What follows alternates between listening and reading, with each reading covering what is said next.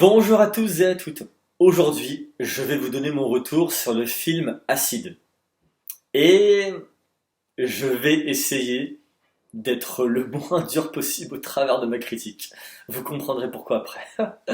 C'est un film qui est sorti le 20 septembre 2023 et qui est le deuxième long métrage de Juste Philippot, qui avait signé avec donc son premier, La Nuée, un film d'horreur fantastique et également social, que pour ma part j'avais beaucoup apprécié.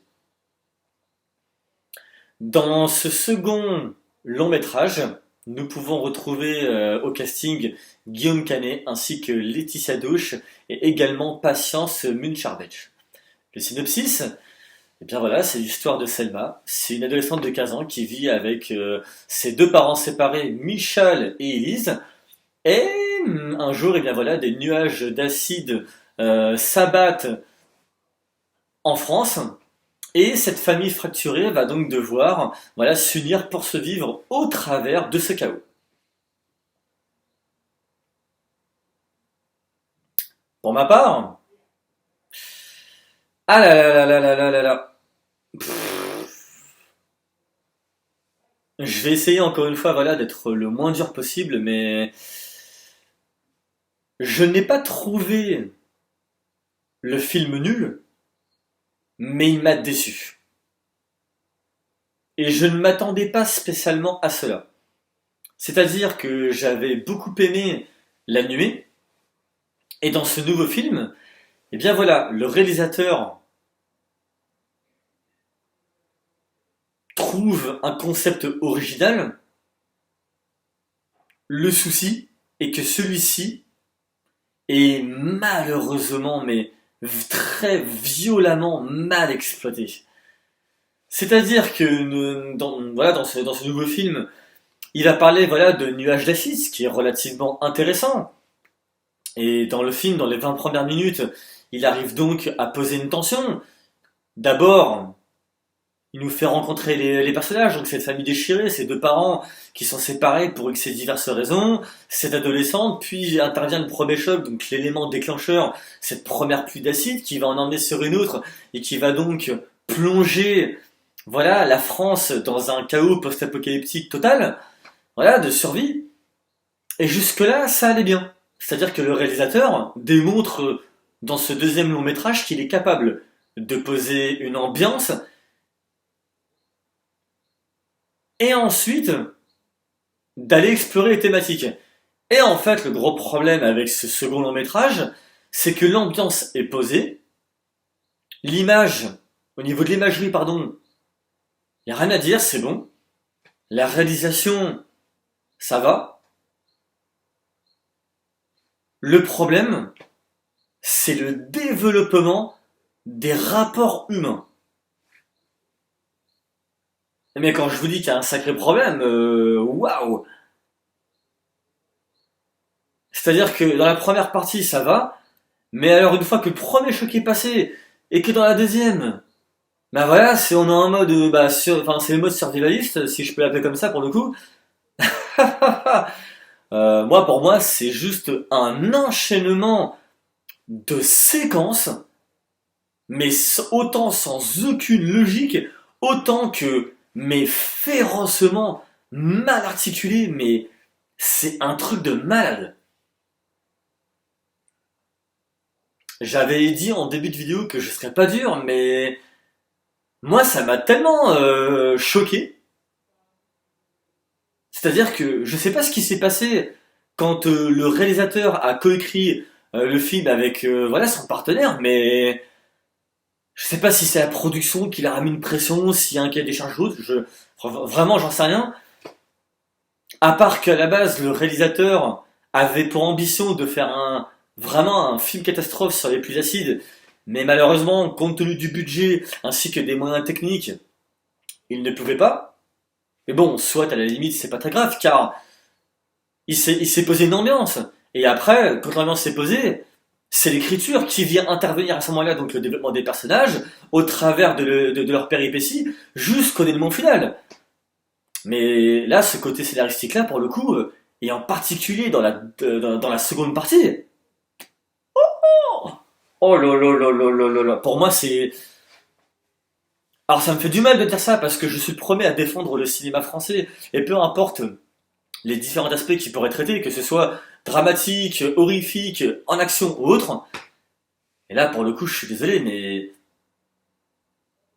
l'écriture, malheureusement, des personnages est catastrophique. Et même des scènes, c'est-à-dire qu'il n'y a aucune logique, en fait, c'est vraiment...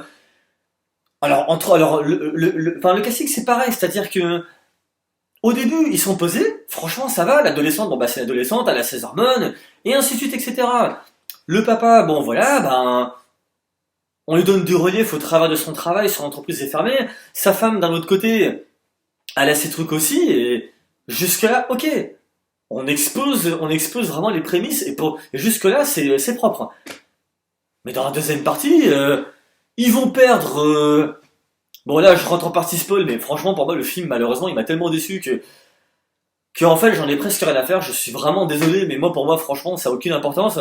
La maman, elle va mourir dans une scène qui, pour moi, est peut-être. Bon, il y a quand même du positif au moins là-dessus, mais c'est-à-dire que c'est dans la séquence où elle meurt, ça reste quand même positif. C'est-à-dire que avant d'arriver à cette séquence-là, il y a une première scène qui fait référence au cultissime film Twister. Et donc, dans cette première scène-là, ça va, tout se passe bien, mais c'est pareil. Il y avait des petits défauts, mais bon, je m'étais dit, bon, ça passerait, voilà. Et en fait, non, pas du tout. Une fois passé cette séquence-là, donc, cette famille se retrouve, et donc doit passer de département en département en prenant des chemins aussi courts que longs, parce que bah, ils ont pas le choix.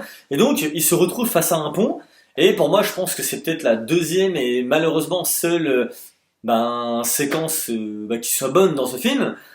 Car ils vont se retrouver dans un camion, là il y a une ambiance qui est posée, on voit que la population est vraiment... Ouais, ils sont stressés, ils sont angoissés, ils savent pas trop quoi faire, et c'est normal.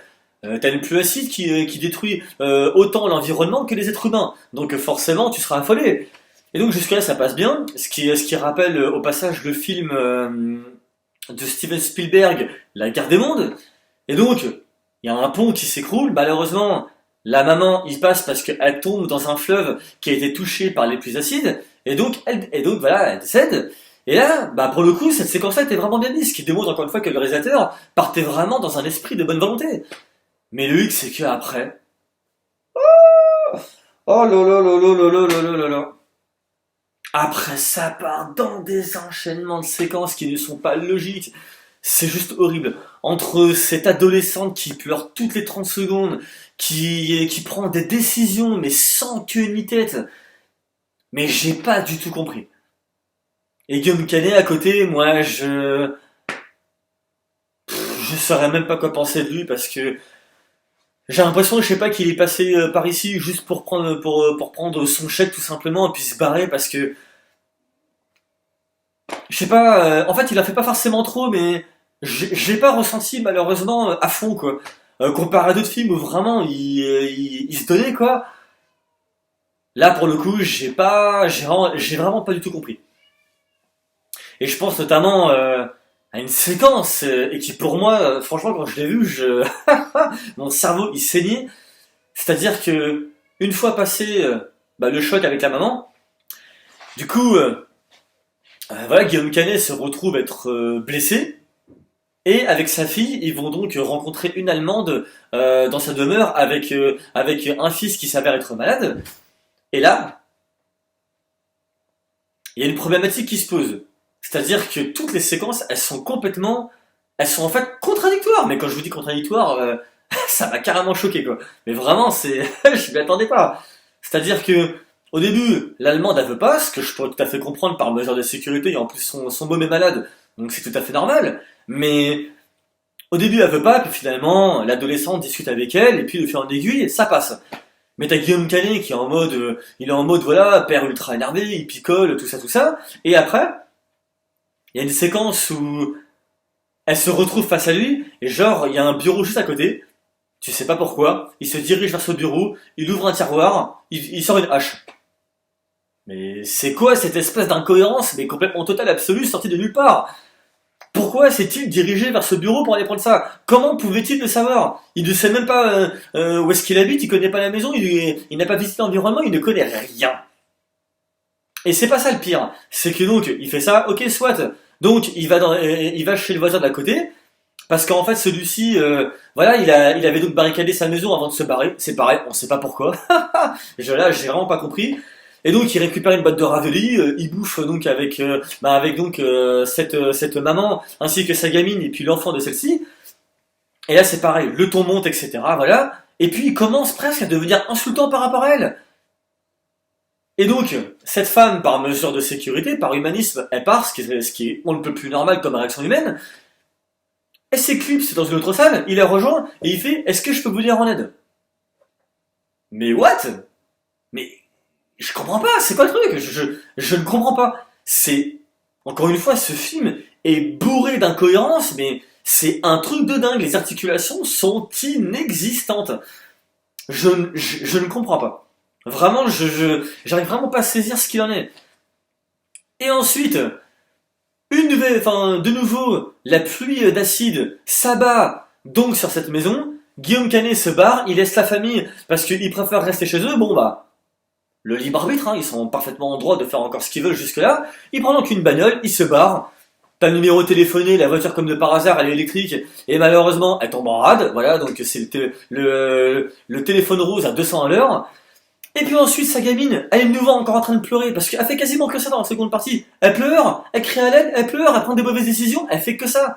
Il y a, c'est complètement, j'ai pas compris. C'est vraiment, Et du coup, à un moment donné, le père, il s'arrête, parce qu'il se retrouve face à un fleuve, encore une fois, dans lequel, baigne de l'acide. Et là, c'est pareil, la gamine, tu sais pas pourquoi. Elle se barre de la bagnole, et après, on se compte plus tard. Papa! Mais what the fuck? Pourquoi avoir pris cette décision à la con?